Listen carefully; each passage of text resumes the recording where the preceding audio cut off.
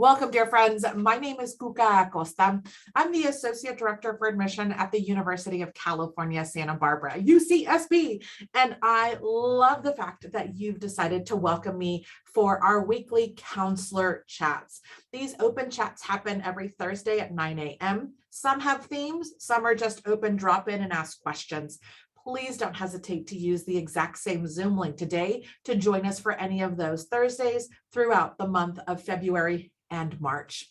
Okay, today, the theme, the conversation is going to be honors, advanced placement, international baccalaureate, and dual enrollment. Let's talk about honors levels, shall we? You're going to find that if you have questions, I want to answer them. So don't hesitate to use the chat feature available to you at the bottom of the screen. You'll be able to send it directly to myself as the host or to make it a public question that maybe some of our other colleagues in the room might wish to answer. I thank you for saying hello from wherever you are. So I already see that we've got California and we've got Washington in the house. Yay, exciting to see that. I welcome all questions. And I say again, thank you very much for joining me. And thank you for being a partner with UC Santa Barbara as we talk about getting the University of California admissions process out to your students and to your families. Okay, let's get started. So we're going to be answering essentially 3 to 4 questions today. We're going to be talking about the fun and exciting honors and UC approved honors. I know there's a difference between the two. We're also going to be talking about that fun and exciting question that we get asked all the time, that you get asked all the time, right? Hey, should my student take AP or should they take a college class? What's better? What's the university looking at? How do they like them? Do you want one over the other? I heard it over in different ways. So we're talking about that. And then of course, that whole exciting, how does the honors curriculum count within the UC GPA? Is there a difference between a college class and an AP class or an honors class as we calculate it? And then finally, what happens when my high school doesn't have AP? What happens when my high school does not offer honors, right? We're going to be answering these specific questions, and if time permits, any additional questions that you might have about the general theme. So with that, let's keep going. Now, the honors level in the University of California definitions. If you've never seen this before, the University of California does have a public statement about this, and that is essentially that the university is looking for students to take a rigorous curriculum. As freshman applicants, we ask this through the 4 years of high school. Now, what that rigorous curriculum looks like will vary from one student to the other. It might be that a student is taking an honors level course. And when I use the word honors level, I am, that hyphenated word, I am talking about UC approved honors. I'm talking about advanced placement. I'm talking about international baccalaureate at the higher level. I'm talking about transferable college coursework.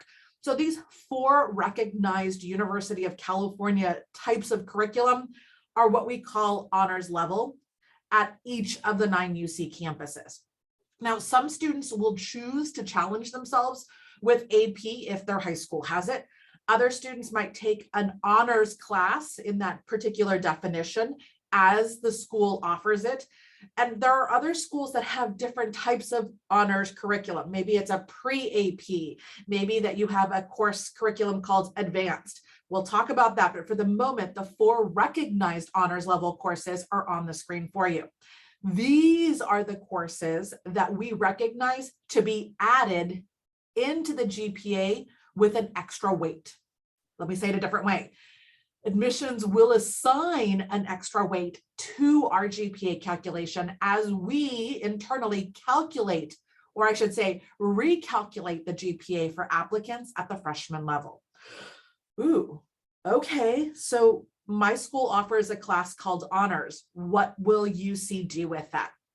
Let's talk about the UC approved honors umbrella. Now, in the University of California, application, which opens August 1st every year. And you've probably heard it this week, but I'm going to repeat it anyways. The University of California has extended its filing period. Did you hear the memo?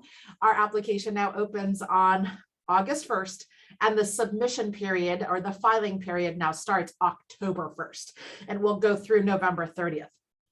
So your students will have the opportunity to use the UC application to self-report their academic curriculum. Starting with 9th grade, they'll list the classes that they're taking. Now, we expect students to look at their report cards or their transcripts and to then copy that information into our application.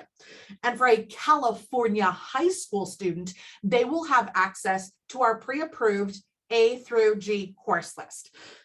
What's A through G for those of you who are in Georgia, in Washington, and Texas? Hello, my friends.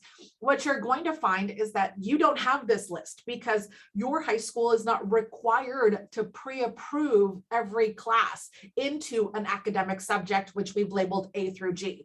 A is history, B is English, C is math. This particular curriculum often lines up with your high school graduation curriculum. But as students are looking at their coursework in California specifically, we've pre-designated what's honors level. And if it's a UC approved honors course. So I'll point out Torrance High School in Torrance, California has their A through G course list noted. And as you see on the screen, the star indicates that it's an honors level course. And the application will highlight that for the admissions reader. We will also add weight to a course with the star next to it automatically if the course happens to be within the GPA realm. We'll talk about that GPA calculation in a minute. Okay, so AP, we already know that, but what about honors? Okay, well, same high school in the English honors category. Note that they have an English 2 honors class that does not have a star next to it.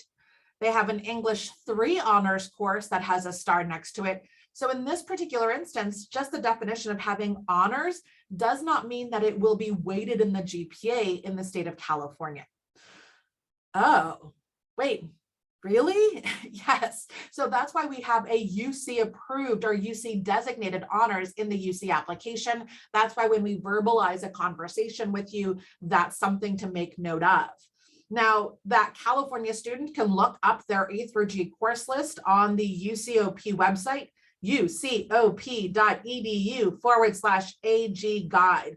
Now, I'm not in California. What does that mean to me? Well, in theory, what you're going to find is that we want your students to, again, transfer everything from their transcript into the UC application.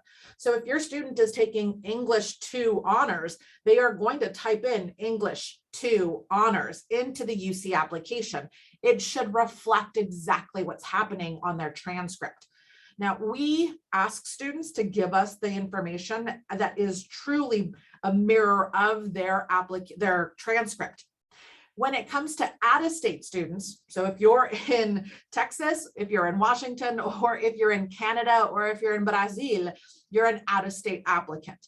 Within the admissions process, UC approval does not happen, so your honors classes may not be given the weighted calculation if you're outside of California.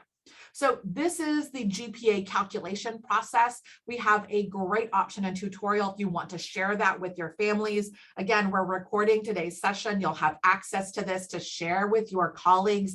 And this particular tutorial happens to be listed on our YouTube page, which you can share with your students. So briefly, what is that GPA calculation then if we're talking about honors? Deep breath in, deep breath out. I'm going to do this very quickly.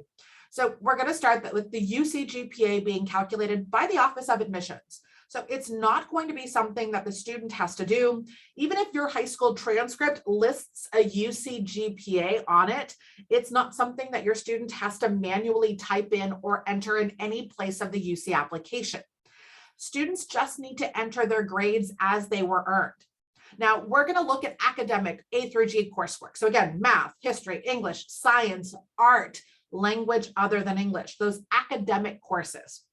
We're going to look at those particular courses, and we're going to hone in on sophomore and junior year, including the 3 summers, summer after 9th grade, summer after 10th grade, summer after 11th grade.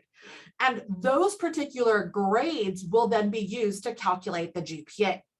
Now, you probably already know this, but let me put this out there, that we recognize the pandemic did cause high schools to go to a pass, no pass or credit, no credit structure.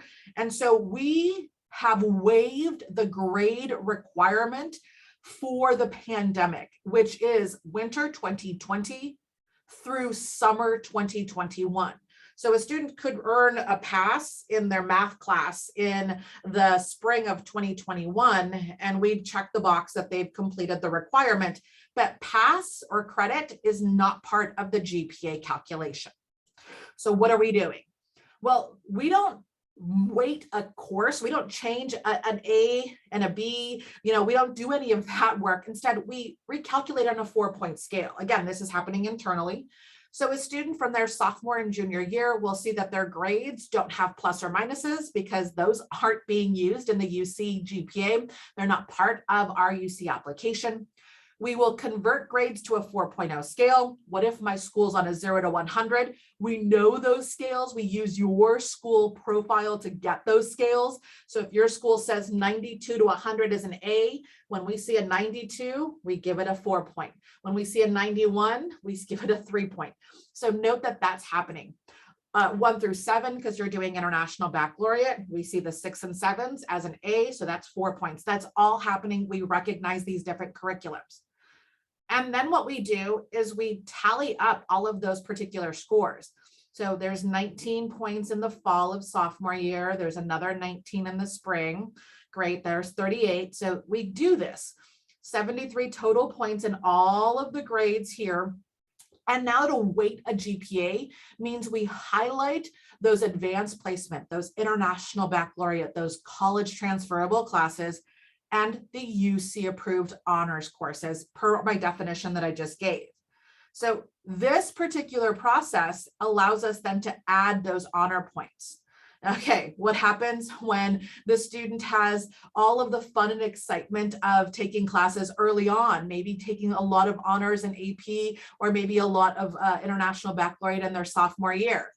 Don't forget the limits. The University of California allows up to 4 letter grades to be weighted in sophomore year, no more than 4, and no more than 8 in the total 2 years. So this changes our GPA calculation. Oh, yeah, this is the same if I were outside of California. I would be removing this biology honors outside of California because UC approved honors doesn't exist outside of California. Oh, yeah, I know this is slightly different, right? So now that you know what we're doing with the GPA and the fact that, again, honors, AP, it's all 1 point, there is no difference here, right? If it were a college transferable course or an AP course, the GPA is still getting that 1 extra bump in the honors for that. And it's not changing a grade from a B to an A. No, it's just adding the points at the end. So this sort of changes the mentality of the conversation when it comes to honors. Okay, we've done the fun and exciting GPA calculation, and I do want to point out that the GPA is calculated up until the summer after junior year, but once a student is in their senior year, 12th grade is not part of the GPA calculation because students will not submit transcripts with 7-semester grades. We don't ask for those transcripts. We don't ask students to update their curriculum while they're in the admissions process. So right now, it's February, and your students have grades from this past semester, but I will not use them. I will not ask for them. Please stop sending transcripts. All right. So in the part of the admissions process, as we continue moving forward, if there's honors classes or any other honors questions that you have, add them into the chat box, but recognize that when it comes to the honors curriculum, that's your big bubble of information. Let's move on to advanced placement versus college coursework, shall we? So in the University of California, we don't have a preference between any type of honors level curriculum. Again, we recognize that for one student, getting to a class that's honors is going to be a massive accomplishment. For other students, advanced placement is a massive accomplishment. For another student, college level is their massive accomplishment. And we do not compare students to each other in what one student at your school chose to do. Why? Because the context matters.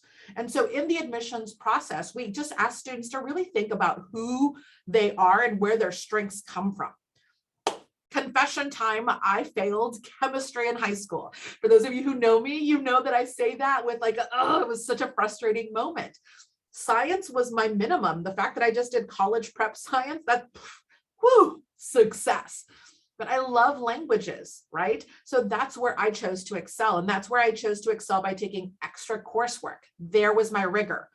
Maybe I should have taken an honors or AP class, but I just chose extra years. So think about honors in a different sort of mentality as you're advising your students, because then you can have your students point that rigor to us within the application, either in additional comments or in their personal insight questions.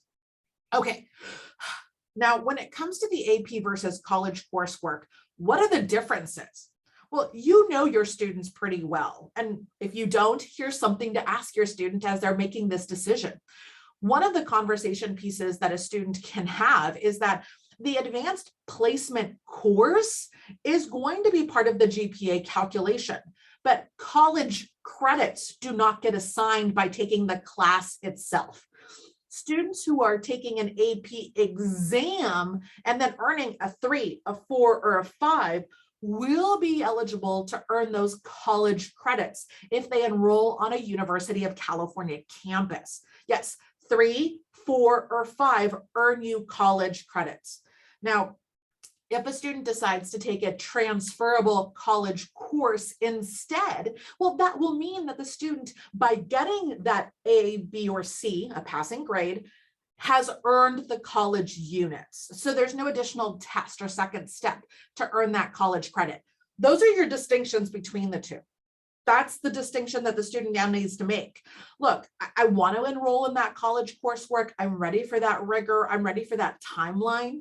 Many community college courses or university courses are typically taken during the summer for students as they're taking a curriculum, which tends to be a smaller window. If your high school is a dual enrollment school, a running start school where your students are taking that curriculum during the academic year, that's great as well. We look and recognize that. But here's the component that I hope you'll share with your students. If a student takes a college level course and it ends up on a college transcript, then it gets listed in the UC application under the college section. Wait, but my high school puts the college class on our transcript. Awesome. I don't care. It only goes in the college section. Wait, but we're giving them high school credit. Awesome. We will too, but it only goes in the college section. Oh, yeah, we recognize that students have the ability to take college classes in many places in the world, and we want those students to share that college class in the college section of the UC application for us to then see the college curriculum. And we ask for the coursework in a slightly different way. We ask for the number of units the course was completed in.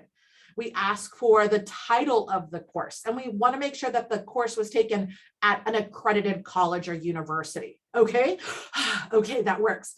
Well, my kid's at a California college, and as such, how do I know it's transferable?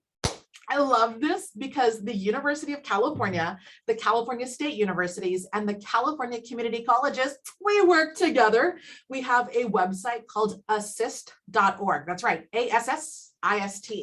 Now, assist.org will allow our students the opportunity for any of the 115 California community colleges to find what's UC transferable.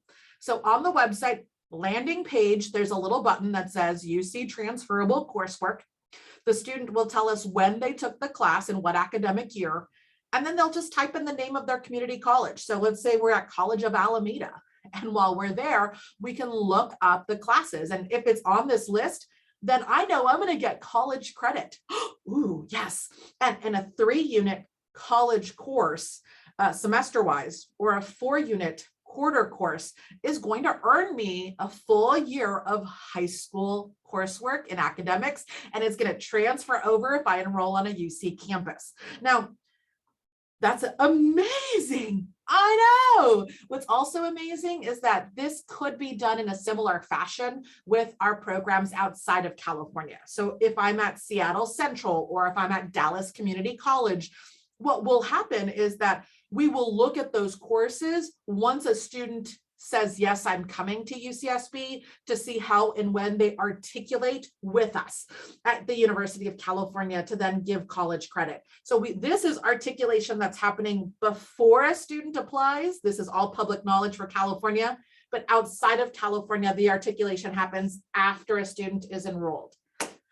Got it? Cool. Okay, now there's one cautionary tale that I'll say for college coursework, and that is with the language other than English, or LOTE curriculum. There are some languages where the introduction language class is going to correspond to 2 years of high school. And then there's other cautionary tales to be had, wherein the course number 1 in that language does not equal 2 years of high school. For some reason, Japanese was something I saw 5 times this year, where students were like, I took Japanese 1A. How come it's not meeting my language other than English requirement? Well, some of the conversation comes down to, again, those unit counts. So it's really important that a student make sure that they work within, if they're in the California community college system, that they work within the Assist website to see that corresponding curriculum. Now, at Merced College, it's Japanese 1B, for example. But at Santa Monica College, Japanese 1A, the 5-unit course equals 2 years of high school. Whoa, 1 semester meets the whole requirement? Ding, ding, ding, ding, ding. Yes, my friends. And if you're thinking, ooh, well, does this have to be in person or is this online curriculum? The University of California says that the college coursework can be online or in person to meet the requirements. So have your students think about that as a great option to fill in some blanks. Maybe if they're looking at coursework that they can't meet at a traditional high school setting on your semester scale. Maybe your student is ready for advanced coursework. They want to have that rigor come in. Or maybe your school doesn't offer a class that they're really excited to take, right? The study and theory of happiness is not something that you offer at your high school, but they really want to take it. Well, they can look at that community college, look at that again, 3-semester or 4-quarter unit requirement, and then note that that would equal the year of high school. But it's a college transcript. So the student needs to be aware that college coursework cannot be omitted because they failed it. What? Maybe I got a D in my Japanese 1 class. That has to be reported. If it was in sophomore and junior year, it's now folded into my GPA. So I need to be aware of that. There are questions that have come up. I love that you're asking them. So let me get started with the first one that was on the roster here. Okay, question. Do some UCs limit the number of college credits that a student can transfer with? Yes and no. So if you're looking at coursework that was created, maybe you have a student who took AP Spanish, and that Spanish is the first level Spanish. They've already gotten that in their junior year, and now they're taking the class. If there's dual articulation there, that could be limited. But if your student comes in with 30, 40, 50 credits because they've been taking dual enrollment or running start, we will take all courses that are articulated, that are college transferable, and we will place them into the student's unit count. Some of those classes might count for classes in general education or major preparation. So it's awesome to see that students can do that. Now, should a student go off and earn an associate's degree? That's within their right to do so, but that is not a requirement for freshman admissions. Wait, they have an associate's degree, they're still a freshman? Yes, my friend, your student might be in running start or dual enrollment. They might have an associate's degree, but they haven't finished high school. You're giving them that high school diploma.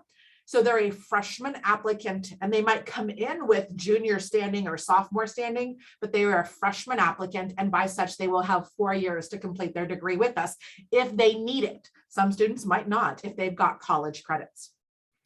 All right, question. Do 12th grade classes not count in the honors points? That is correct, because in the GPA, we don't use senior year as part of our GPA calculation. Question. I love these questions. You guys are doing great. Sometimes students are resistant to share a score of a 1 or 2 on an AP exam. What is your recommendation? I will go back to the previous slide so that you can see my recommendation, and that is sharing a score of 1 or 2 is showing us in the admissions office that the student took the initiative to take an optional exam. But as a reader, I go, oh, cool. And then I move on. That's pretty much it.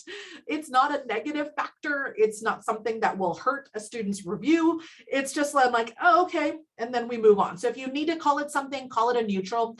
But again, it's the student who took and attempted the AP exam after taking the AP class. As someone who got a 2 on US history, trust me, I get it. Sometimes you just didn't have a great day taking that test.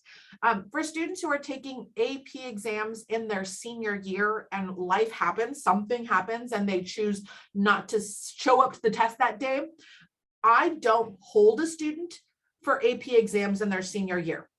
So if they don't complete an exam, that would not hurt them in their admission in their senior year to any of the UC campuses. Let's say that as well.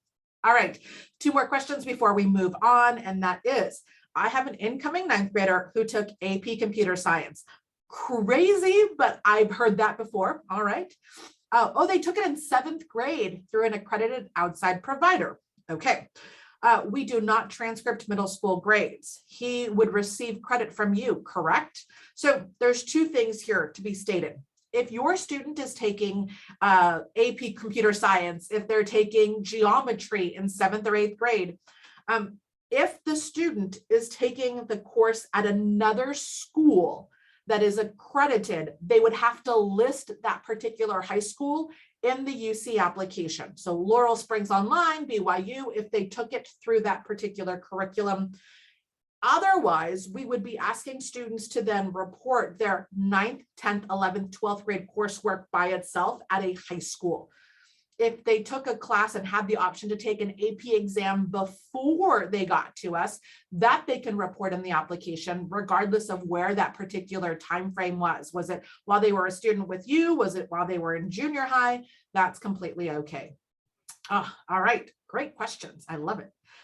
Let's see, last but not least, before we keep moving on, and that is, when the articulation happens for out-of-state incoming students, can you give an estimate of how often a DE credit is earned, dual enrollment credit is earned for standard type courses like English 101 or Biology 200? I'd say 99% of the time, as long as it's an accredited school, you're going to find that they transfer. The big difference is with English and math. So is it a remedial English course that they take at the community college? That would not transfer over. Is it a general high school math course like an Algebra 1 or that would not transfer. But all other courses tend to be coming over pretty cleanly with us at out-of-state colleges and universities. Okay, I'm going to come back and answer the rest of the questions as time permits. I just want to make sure that I don't run out of time when we talk about specialized curriculum. The last thing I do want to point out when it comes to college coursework is that the college transcript will be asked of students with your high school transcript, or college transcripts, plural, because some students during the pandemic were able to take college courses because everybody was online. They took that UCLA course, they took that course at Stanford, they took that course at Santa Barbara City College, and they might have more than one transcript. Now, for my California community college students who are taking classes within a district, right? I took classes at Glendale and Pasadena, which are community colleges that are next to each other under a district.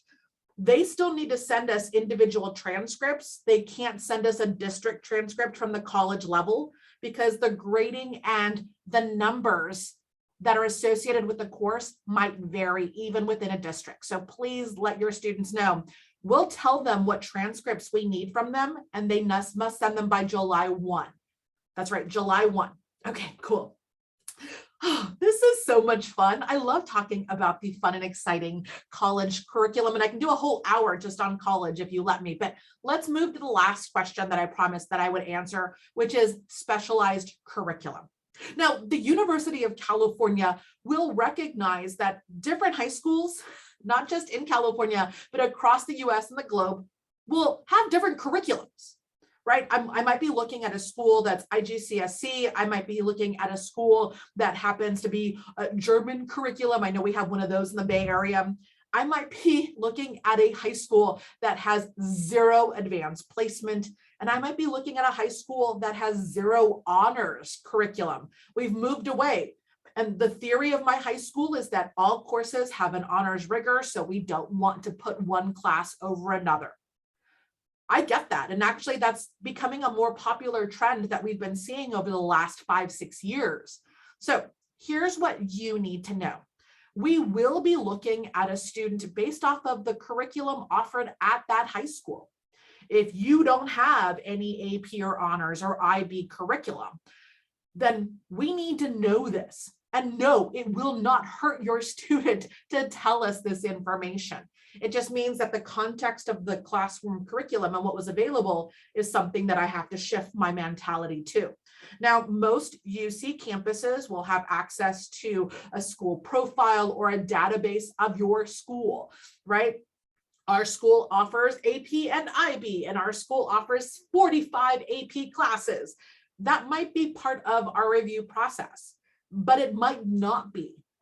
So a UC or two might say, hey, I just need to see what's available. And maybe the information I have is out of date from you. So the best course of action, what I completely hope you help your students with, is that as a counselor, you can draft up a statement of your curriculum and blast that out to your UC applicants. They can then copy and paste that into the additional comments section.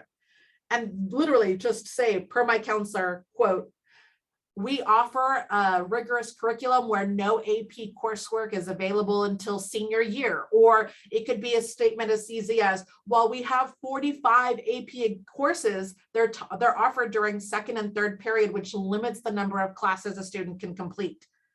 Just putting context behind it changes our point of view when we read what your student accomplished. Oh, we can do that? Yes, you can, my friends. Again, this can be done in the additional comments section of the UC application. But wait, there's 2 boxes that have the title additional comments. Your student can put it in either one, and they still have another box where they can talk about whatever they need to talk about that's personal in nature and not a school statement. But you have our college profiles. I know, but again, a reader might be going through, and if it's all in one place, it makes it so much easier to digest, and there's no missing it when it's in the additional comments, which is why this is something that you can do proactively, drafting that statement and helping that particular information get to your students as they're rising seniors and you start your college chat in their junior year. Okay. Again, we recognize that there's a lot of different types of curriculum, but pre-AP and advanced are not considered honors level to the University of California, which means they won't be bumped in the GPA. But we do consider that as part of our holistic admissions. So if your school considers advanced or pre-AP as an academic rigor, then if that's part of the additional information and the additional comments, a reader can now process that as we evaluate the holistic review of your student. Oh, well, you know what? They may not have the bump in the GPA, but I now know as I'm looking at the strength of their senior year, as I'm looking at the overall curriculum, which are factors in UC admission, that I should take those pre-APs and consider this student to take the most rigorous curriculum at their school accessible to them. Ding, ding, ding. That is part of my admissions review. So what do you need to know? The last thing that you should know is that if your school is looking at changing their curriculum, if your school is looking at sort of morphing it, you need to do what's right for your students and your families. But the University of California reader needs to know about it. Yes, not all of us read by school or territory. Some UC campuses do, some do not. So I might not know exactly what it means to be at Ramona High School and what that means to be at San Diego High School or what that means to be at Chula Vista High School. I might not know because San Diego might be my territory, but I'm only doing small visits here and there. I'm not going deep and diving into what is offered and what is not.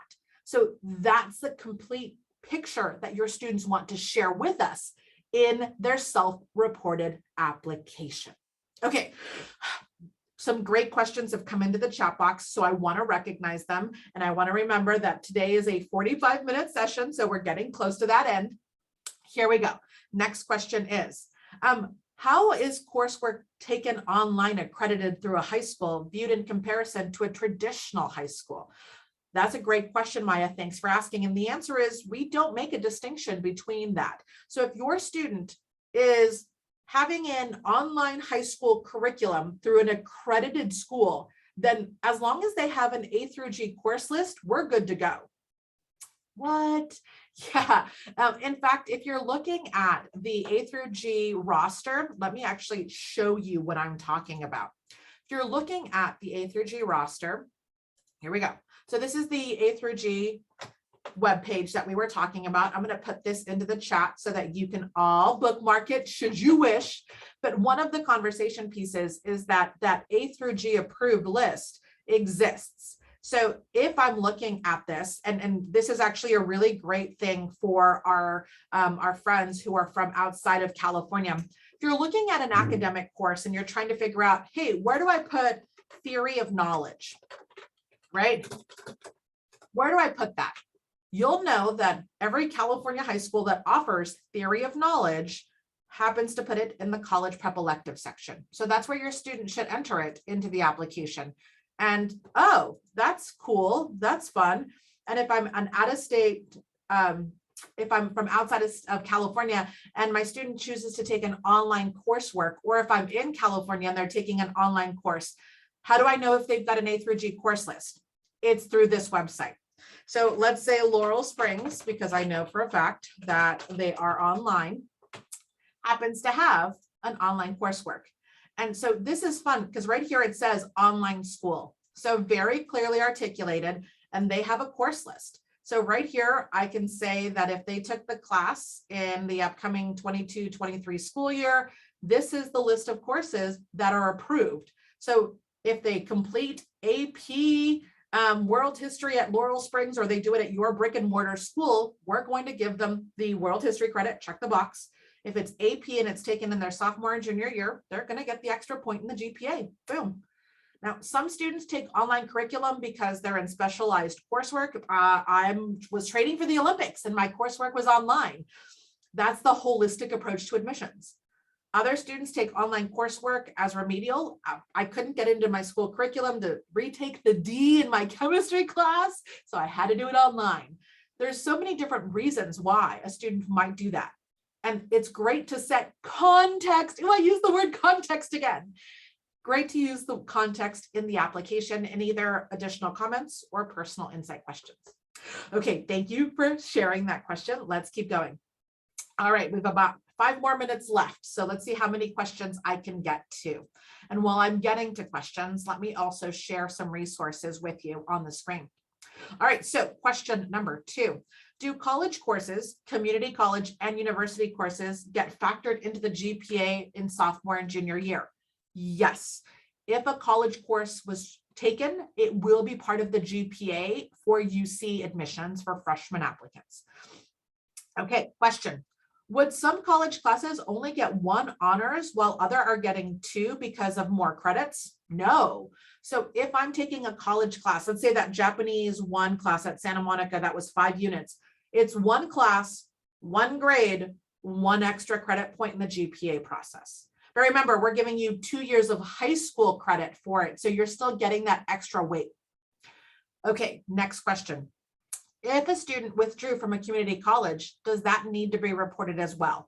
If a student has a college transcript and that college transcript shows a W, yes, they can and they should report that into the application, because when we get that transcript, we'll see the W. Now, if the student has 5 or 6 college classes and 1 W, they might be going, oh my God, what's going to happen? Nothing. A W is a withdraw. It's a neutral. It plays no factor in any negative way in your application review. Promise. All right, question. Let's see. What if a student is taking a transferable community college class while they're in middle school? Ooh, the plot thickens. How does that get reported on their application?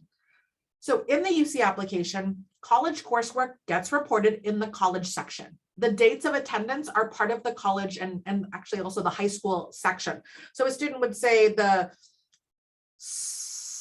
I can't remember academics, 2017 school year for high school seniors, that 17-18 school year was my 8th grade year, and I took a college class. So my dates of enrollment at that community college start in 2017, and that's how students will enter it. They'll default that to their academic 9th grade year, but it will showcase 17-18, which is the academic year, calendar year prior to high school. And that's how we recognize that it was taken before high school. There's a whole tutorial. Perfect segue. Thank you very much for asking that question, Elski. And that is, there's a whole tutorial on that within our YouTube playlist.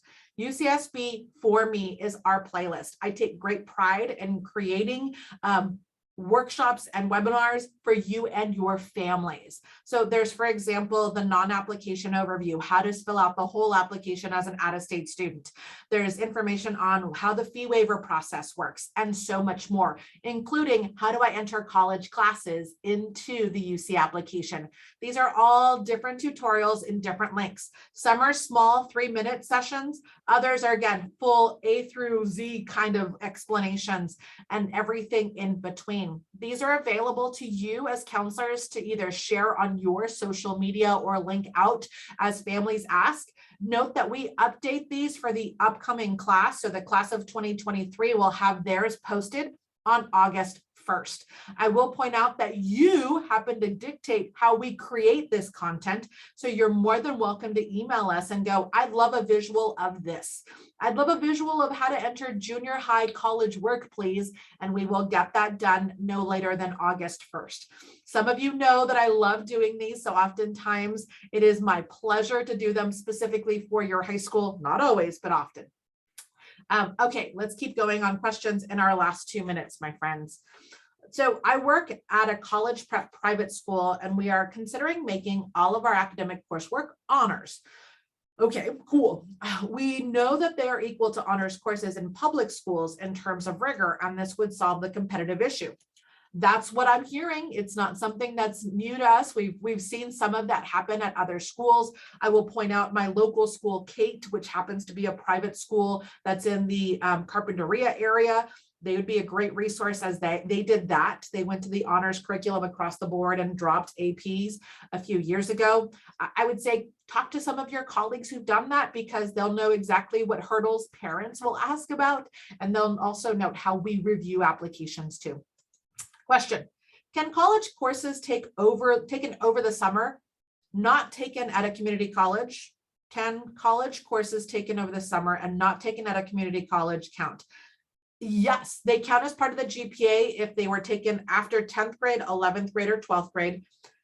Summer school taken after you graduated from high school is not going to be factored into the University of California admissions process, but it can be done as a bridge program. Many students do it as a way to keep themselves busy before the academic term starts. Good question. All right, here we go. Let's see. Oh, I think that was all of the questions. I hope I didn't miss anything. If I did, don't hesitate to retype it into the chat box.